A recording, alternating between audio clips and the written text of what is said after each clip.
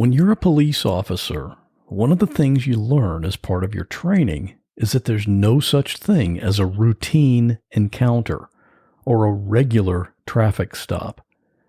In most cases, you don't know the person you're about to interact with, or if they have a criminal history, or how desperate they might be. My guest today, Daril, found that out the hard way.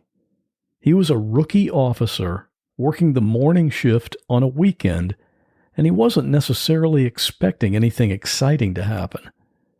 But then he unknowingly crossed paths with a career criminal who had recently escaped from prison, and that man was determined to do anything to avoid being captured. Real people in unreal situations. There is a man standing in front of me in my bedroom. My friend has been shot. I'm literally inside the river, and I'm inside my car. He had told me multiple times that he was going to set himself on fire. If you say my name or try to look at me, I'm going to kill you. And he was just sobbing. He said, Mom, tell me you're going to be okay. And I jumped on the hood of the car, and I held on. And I looked into the garage, and he was hanging from the rafters. I had somebody standing on my neck. He's better to me dead. I want him dead. I'm Scott Johnson, and this is What Was That Like?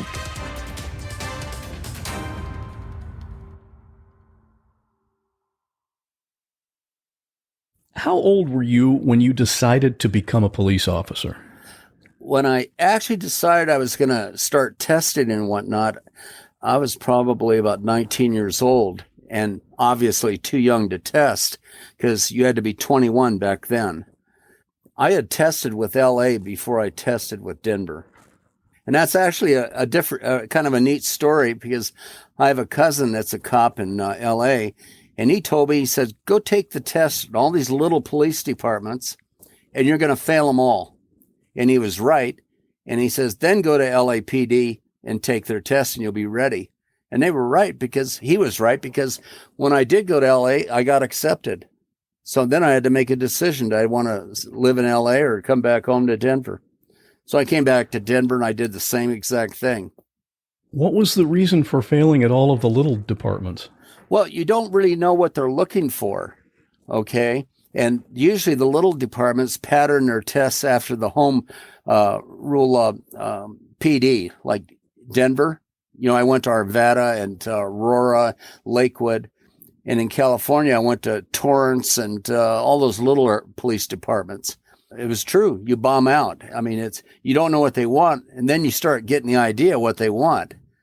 And it worked. I can tell you that. So you had been a cop for a couple of years. This thing that we're going to talk about that happened in Denver. And how old were you at that point? I think I was 21 or 22. Because I came on in 1970 and I got shot October 3rd of 71. So just almost a couple of years then. Yep. I was a rookie. Take us through what happened that day. You were doing the morning shift and it was on a Sunday. It was. It was kind of a chilly time, and part of my precinct was projects. And I had just gotten a twist and chocolate milk at Winchell's, and I was going to 44th and La Pan to Sunnyside Drug to get a Sunday paper. And I was going down Mariposa Way when I spotted this little black Chevy, and there was two females in it, and the passenger was a male, and he had this weird Castro hat on. You know, the hat that Castro always wore, and it had some buttons on it. And he looked like a tough guy. So I got nosy, and I pulled around and got behind him and walked up to the passenger side and ID'd him. And I asked him for his driver's license. And he acted like he could only speak Spanish. And I didn't believe him, of course. But he had a coat laying across his leg. And I took that off and put it on the top of the car. He pulls a wallet out, and in the wallet, he had some pictures of some children and a Social Security card with the name Luis Archuleta on it. So I get him out of the car, and I'm going to pat him down because this guy, he looked like a con. So I gotta just ask you this: at this point you were you were interrogating him or asking him questions just based on instinct, right? Or did you have did you need a reason back then to stop somebody? Not really. So it's different today then, obviously. Oh yeah, it's different today because they want you to have probable cause and whatnot. And back then, your probable cause was the guy looked like a character, now he's producing a social security card, and he doesn't have a picture ID. He had joint tattoos. So anyway, I get him to the back of the car, and I tell him to put his hands on the trunk. And rather than do that, he turns sideways and he's shuffling down the trunk with his butt towards the trunk, and his right elbow is going up. Well, I was real close to him. So I decided, I'm going to hit him and tried to get the gun away from him. So I hit him in the temple, knock his glasses, his sunglasses and hat off. And stupid here, I reach across his body and he's got a revolver. I'm really no match for him. What I didn't know is that he was pumping iron in the penitentiary, and he was a beast. So he levels the gun, pulls the trigger, and I go down. He's running off, and I've got my gun, but I don't shoot the guy. There's kids and people around because that's what they do. They watch what you do when you make a stop in the projects. So anyway, I had to crawl to the car, because we didn't have radios that came out, like they do today. Oh, so you had to get back to your car just to radio for help. That's right. And secondly, we didn't have bulletproof vests, and that's why I took one in the 9 ring. So where is that? What's that section? Well, imagine a body target, and 10 is your heart area, 9's the next area around it, 8 is around that. And it goes out from the heart on out. So it was the 9 ring, and we say the 9 ring. So what we didn't know at that time was that he was an escapee from California. He had escaped from a penitentiary there, and he was doing time with a certain individual that told him, well, go to Denver and you can hide out with my old lady. You'll be safe there. And that's why he was in Denver. If you would have known that ahead of time, you probably would have approached him a little differently, right? Oh, yeah. I'd have taken him at gunpoint and called for backup. You see, back in those days, the morning shift were solo cars. They weren't 2-man cars, something that I've never believed in. I always have felt that every shift should have nothing but 2-man cars. So what did it feel like to get shot? Oh, my goodness. It kind of knocked the wind out of me, and I couldn't get my legs to work. And I had to crawl to the car, and I was thinking, God, am I shot in the spine? I didn't know. And it wasn't really painful. It didn't get painful till later. So maybe because of adrenaline? Probably. So that was basically the shooting incident itself. So you were probably out of commission for a while. Oh, yeah, many weeks. And I was in the hospital for actually, I don't know if it was about 3 weeks or what, but the bullet did a lot of damage. And so, I was lucky to be alive. Now, if I had it to do over, knowing what I know now or 2 years later in my career, I would have backed up, pulled my gun, and shot it out with him. I'd have never hit him or tried to fight him. It was stupid on my part. Yeah, but you were still a rookie. That's true. So he ran off, and so what happened from that point? Well, the Crusade for Justice got him out of Denver and took him to Mexico. So he's down in old Mexico, and he gets in trouble down there, and they have we've never been able to verify, but we think that he was involved in a shooting with a bunch of other guys that were dealing narcotics and, just being kind of like rebels in a way. They were anti-everything. And he gets caught. And they're torturing him, supposedly. He later says that they had him sitting on ice blocks and beating him with a rubber hose and all this stuff. I don't know if that's true. But he got to an American consulate and says, hey, get me out of here. I shot a cop in Denver. And that's how we got him back. That's when we learned his real name was Lawrence Pusateri. So he was being treated so badly in Mexico that he wanted to come back and be tried for shooting you. Absolutely. That was the lesser of the two evils, and he thought that they were going to kill him. And so we get him back, and we go to trial. He gets 9.5 to 14, and I didn't think that was a very big sentence, but that's what he got. And so down the road in 1975, he and a guy named Sidney Riley go to the state hospital. All the inmates in Colorado, if they have to have an operation or a procedure, they have to go to the state hospital in Pueblo. So anyway, they go there, and they go in, and I guess they asked to use the bathroom. And they had guns waiting for them. So they armed themselves. Now they have an accomplice that has a car there waiting for them. And they shackle up the two guards in the bathroom, and they make their escape. This sounds like a movie. No kidding. I agree. It's like a movie script. So the whole thing, the whole hospital trip, they had all planned this all out, obviously, ahead of time. Oh, yeah. They had it planned. It was orchestrated beautiful.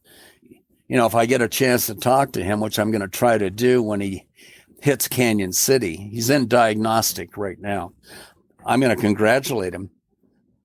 This escape during the hospital trip, would today's procedures have prevented that kind of escape? I have no idea. You know how he escaped in California? He built a dummy in his bed so it looked like he was sleeping.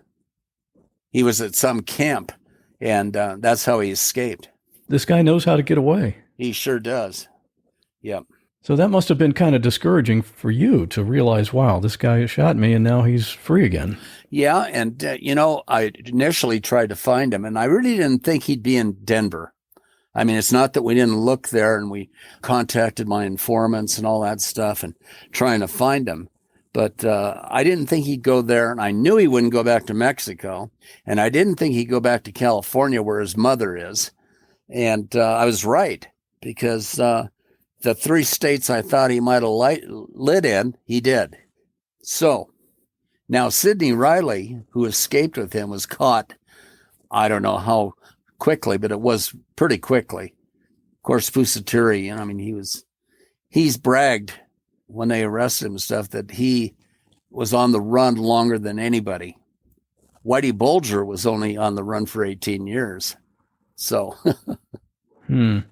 So you didn't give up on tracking this guy down. Oh, no. I made it kind of like a hobby. For these past 46 years, I'd contact my informants and family members of the gals that were in the car, and just general bad guys, just so they would talk. And I know they were talking, saying that crazy Cinquana's still looking for the guy that shot him and all that. So anyway, it paid off. I know for the rest of your career, you kind of kept track and tried to find him. But you're talking about even after you retired. Oh, yeah. I just kept hammering away. I'm pretty persistent. It was June 24th of 2020, and I got the phone call, and this person said, I've been thinking about it, and I'm going to tell you where your guy is that shot you. And he did. He said, this guy is living in Espanola, New Mexico. He's running under the name of Ramon Montoya. He's married to Esther Chacon, and he gave me the address. So that's all the information he gave me. And who was this guy? I have no idea. Probably somebody that owed me. So I took that information and plugged it into my databases, and lo and behold, up he pops. Ramon Montoya. He had a phony date of birth. And there was Esther Chacon. There was the address he gave me. So, I kept digging from there, and I found that he was arrested in, I think it was Henderson, New Mexico, in 2011 for DWAI. And I called them, and they couldn't or wouldn't give me a picture or his fingerprint card. They couldn't find his fingerprint card, by the way. So anyway, the picture, it was him. So I call this Lieutenant Abraham Baca at the Espanola Police Department, and I lay all this out to him, and I send him all the information that I developed. And I developed more information than that. I found his first wife. When he first escaped, he married this Darlene Montoya that was from the Santa Fe area, had 3 kids by him. And when the FBI interviewed her, she says, I divorced him because he was mean and violent, and he sexually assaulted my daughter. And that's why she divorced him. I later called her, and she was really cooperative, and she says, I'm glad you survived meeting him because he's really dangerous. I also tried to call his other family, the Chacon family, except they didn't like me, and they wouldn't talk to me. You know, they said I was heartless, going after an old man that was sick and all this stuff. I can't imagine you had a whole lot of sympathy for him. No, I didn't. I didn't care. I don't care if they like me or dislike me. It's pretty amazing that he stayed in the United States, though. This guy, he's smarter than I ever thought. He was really smart to stay hidden for 46 years. Now think about that. 46 years. Now, Darlene and one of the sons, Mario, said that he admitted that he shot a cop in Denver to them and that he'd been on the run and all that. And maybe it's true, but no, understand, he had a valid driver's license, a social security card, both under Ramon Montoya, not his real name, fake date of birth. And once you got that, when you got those items and they're real government IDs, how are they going to get you? They're only going to get you if you get arrested and they fingerprint you and they send the prints to the FBI and they run them. They have a computer and they can run them through that computer. And that's how they catch a lot of people. Right, because they hit a match. Yep. So anyway, I mean, you got to hand it to him. I mean, this guy stayed hidden 46 years. Yeah, that's just incredible to me. And I would think, you know, from his standpoint, like maybe after 8 years or 10 years or something, he's probably thinking, hey, I'm okay. I'm clear. I got away with it. But then, especially after 40 years or longer, yep, he's thinking there's no way they're ever going to catch me now. It's true. That's true. So this local police chief helped you out. He wasn't a police chief. He was a lieutenant. And he did. The only thing he did that really upset me was he called in the FBI. First thing they did, they says, well, we want to debrief your informant. And I said, that ain't going to happen. Even if I knew who the informant was, I wouldn't let him near him. You know, I have a lot of experience dealing with the FBI, and I wouldn't let him near him. And why is that? Well, because they want to document him. They want to make him a witness. He may have to take the stand. They burn everybody, you know, and then they put him in witness protection or whatever. And I just wasn't going to play their game. I know their game. And you didn't know who it was anyway, so you couldn't have given him up. I couldn't have given him up. I wouldn't have. Everything he gave me was right on. And then the information I developed from there was right on. You know, that's how we got him back. And at the time of his arrest, he told the FBI, the SWAT team and all that, he said, I don't know who you're looking for, but it's not me. So anyway, they had him show his bare chest and arms, and there's the tattoos.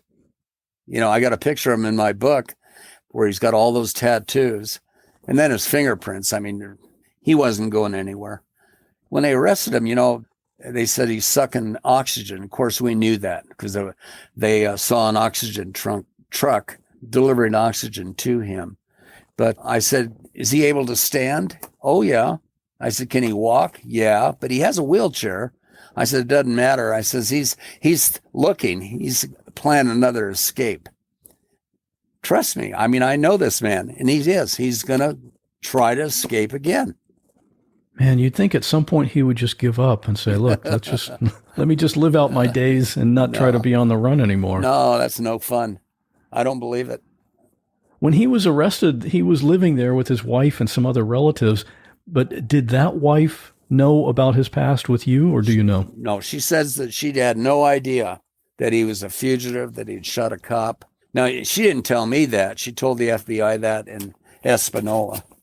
So the other one, though, the other wife, she was very forthcoming with me, and she said she knew. But she was afraid of him. You know, in fact, when they first showed him a picture and said, you know this person, or however the FBI did it, she denied it because she's afraid of him. That's common, though, in an abuse situation, right? Right. So this guy, how old is he now? I think he's 77. He's born in 43, his real date of birth. Boy, what a life. Oh, my goodness. What is his current legal status? Well, he's in what they call diagnostic. It's reception and diagnostic. And it's a building on Smith Road in Denver where everybody goes prior to being shipped to an institution like Canyon City or Buena Vista or one of the privately owned penitentiaries. So he's been there quite a while. Now, he went to a hearing recently, and they served a writ of habeas corpus, which my understanding, they would have had to bring him to the court. That's produce the body. So I tuned into that court that day, but I never got to see him. I wanted to see what he looked like. I mean, they got a picture of him on the Department of Corrections website. You can go there and see what he looks like. But he's got a oxygen thing in his nose. But the 2011 picture, now that's a good picture of him. The way I got that, I went to mugshots.com, and they had his picture, 4 of them, on that website when he got arrested in New Mexico.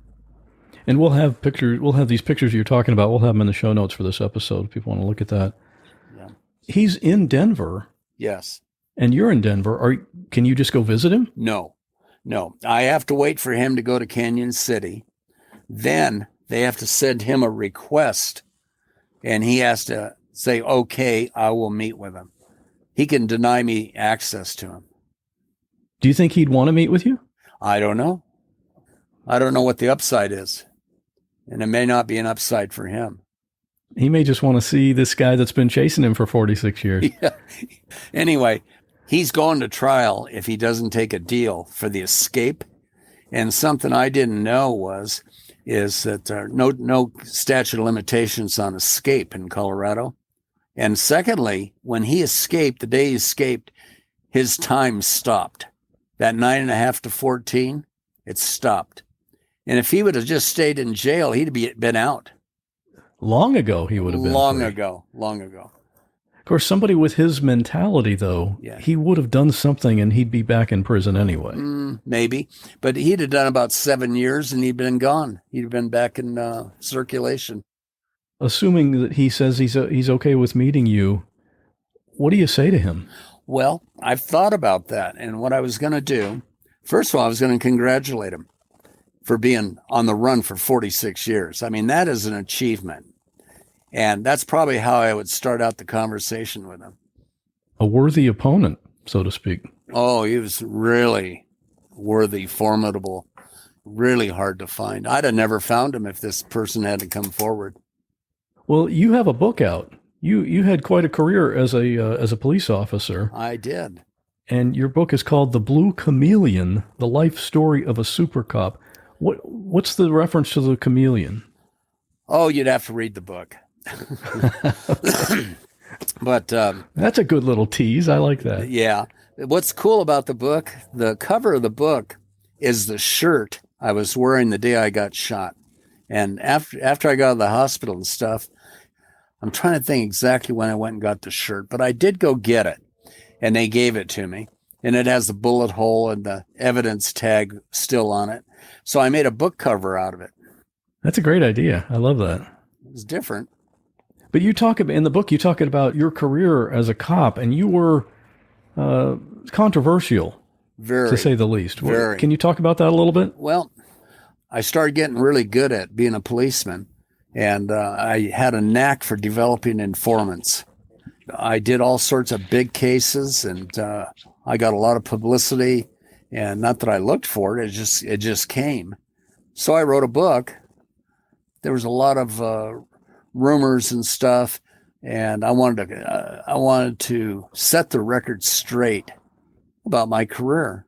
There was rumors when I retired and stuff that I got fired and all that, and so I had to set the record straight, mainly to go on. So I wrote this book, and it turned out to be a great book. It's won a bunch of awards, and I'm just adding the 18th chapter, and that's chasing Pusateri and he being arrested. And that whole chapter, I'm done with it. And I'm switching publishers. So as soon as I get a publisher, the next book will have that chapter in it.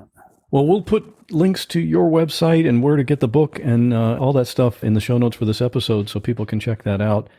Daril, I applaud you for your persistence in trying to catch this guy. I'm glad he's back in prison where he belongs, and thanks for telling your story.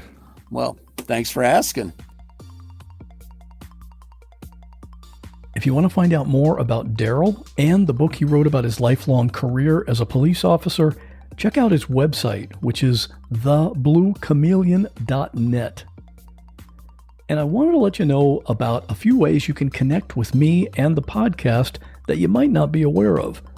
First up, do you get my emails? I send out an email every time a new episode comes out, and I'd love to include you in that.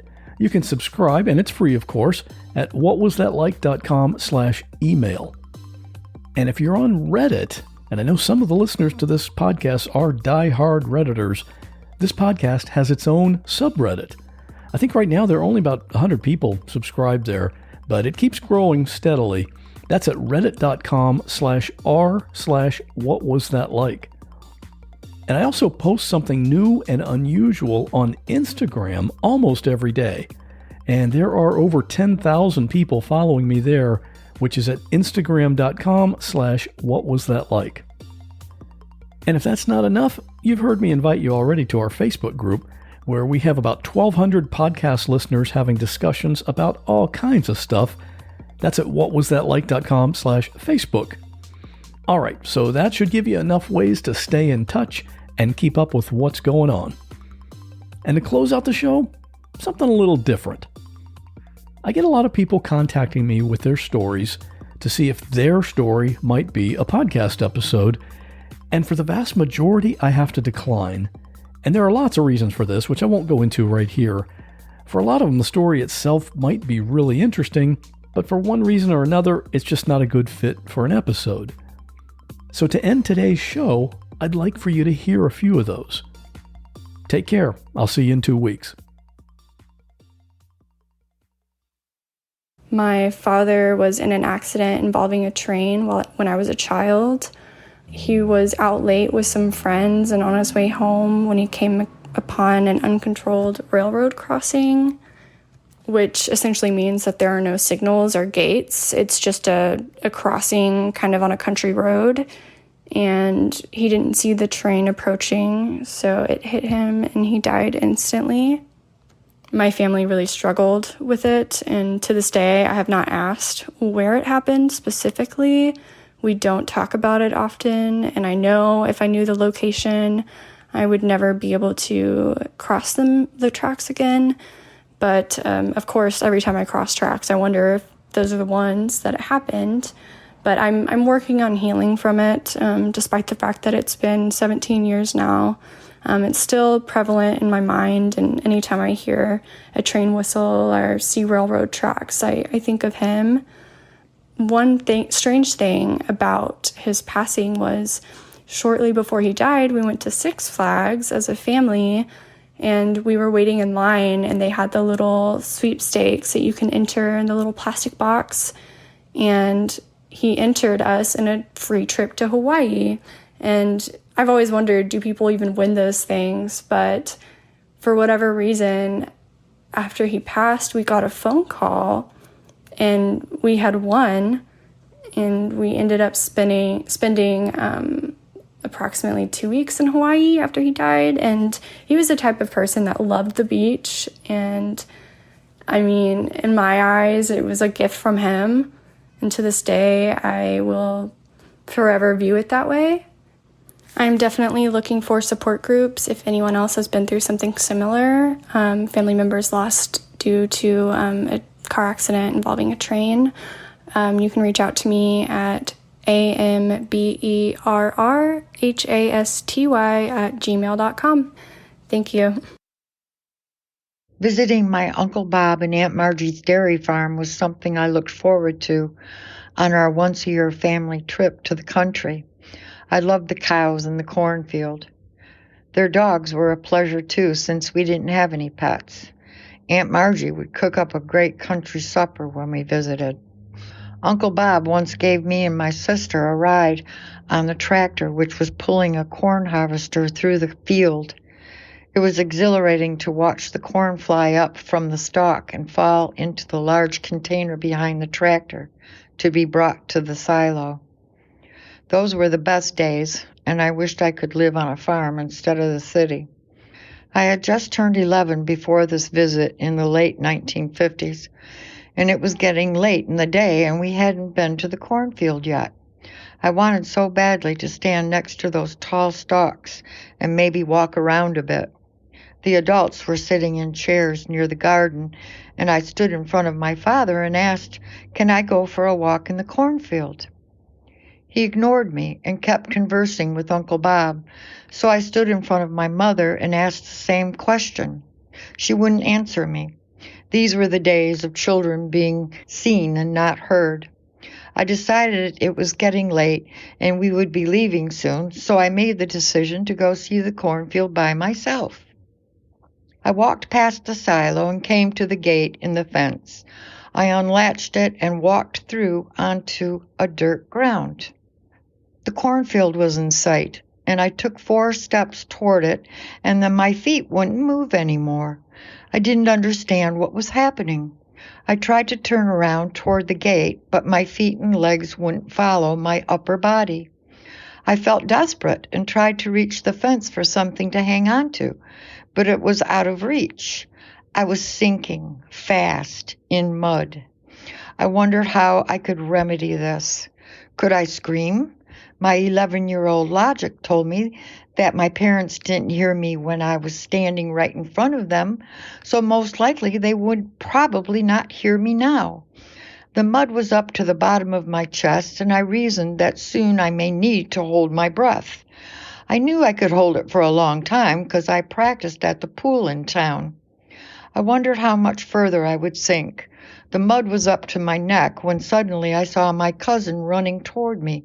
A look of shock was on her face as she spun back around, leaving a trail of dust at her feet as she ran with all her might to get help. Soon, the only way to survive was to tilt my head back as far as I could and stare at the sky. I looked down my nose and saw my Aunt Margie running full blast toward me. And then I felt her hands reach in and grab my arms and pull my muddy body out of that sinkhole. My aunt hosed me off in the cow barn and explained that it had rained for 3 days and caused a sinkhole right where I stepped. When I asked if I would have drowned in that mud, she answered yes. Sadly, we never visited the farm again. It's no wonder I had nightmares and panic attacks. Hi, this is James Clattenburg, and this story is about a small plane crash in the Turks and Caicos Island back in 1992, I believe. So I went to the island with a friend, Dave, and we first went to Provo, or Providenciales, and we were there for a few days, and this big storm came in. And we had already planned to go to Salt Key, or Salt Cay, for the middle part of the trip, and there was a pilot who was going to take us to this small little island. I think only about 60, 80 people, less than 100 residents anyways. So it was very stormy, and we met the pilot the day before, and he said, "Do you guys still want to go tomorrow? It's going to be very stormy, but, we should be fine." So we said, sure. So we were staying at this small little hotel or guest house on Salt Key, and we got in contact with the guy because he was going to pick us up, the owner of the hotel or the inn, and then take us to the property. So we get on the plane that morning, and it was very windy, and it was a 5-seater Cessna. And I believe there was only one door, and it was on the passenger side. So the pilot jumps in, then I get into the back, which is a row of 3 seats, very small seats.